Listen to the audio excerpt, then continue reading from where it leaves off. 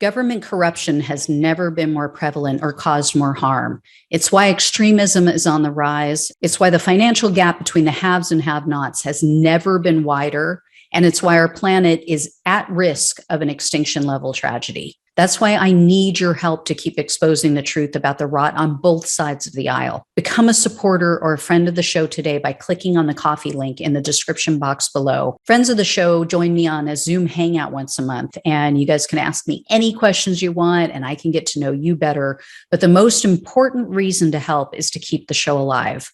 Together, we can and will save our country and our planet. Thanks in advance and enjoy the show. Hey everyone, welcome to Plants and Politics. So before I jump into the highlights of the second January 6th hearing, I wanted to say that as we watch these hearings, we need to keep in mind we're looking for evidence of multiple potential crimes committed by Trump.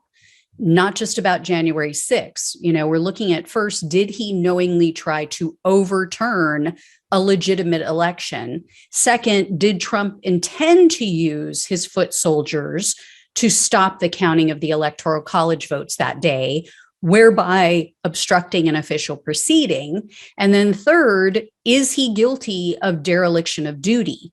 As the commander-in-chief, who's supposed to protect the nation from all enemies, foreign and domestic, by refusing to stop the violence that day, was he derelict in his duty in that regard? So the theme of today's hearing really gets at the heart of the first potential crime, whether or not he knowingly kept pushing a false narrative. And as you're going to hear, the committee laid out Trump's motive for keeping the big lie going. They did that at the very end. So here's what went down today.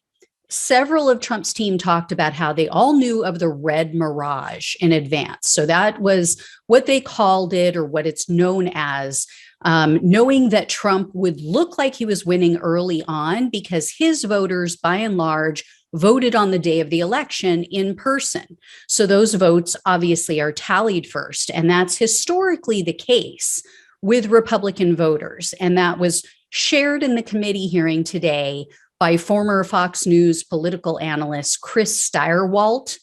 And he was one of the people who testified in person today. And then he explained that in 2020, this happened even more so than in the past because Trump told his voters that mail-in voting was rigged. And Steyerwalt also said that they tried to warn Fox viewers about the red mirage in advance because they were worried that, quote, Trump was going to try and exploit this anomaly. Bill Stepien, Trump's campaign manager, echoed those sentiments in his interview. He was not in person, but they showed his videos of his interview. So Trump knew exactly why he was in the lead early on, and then later that night and by the next morning, Biden had picked up a bunch of votes. It was not a mystery. He knew in advance that that was going to happen. Even Bill Barr said they had talked about that weeks ahead of the election.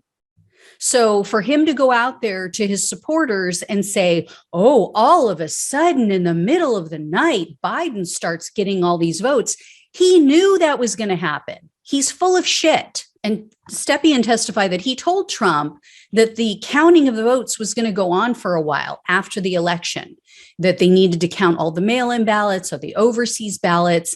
But the committee showed that immediately after Bill Stepien told him that, Trump went on TV and he said, quote, we want all counting to stop. And then he said something about, oh, we don't want them all of a sudden finding votes for Biden.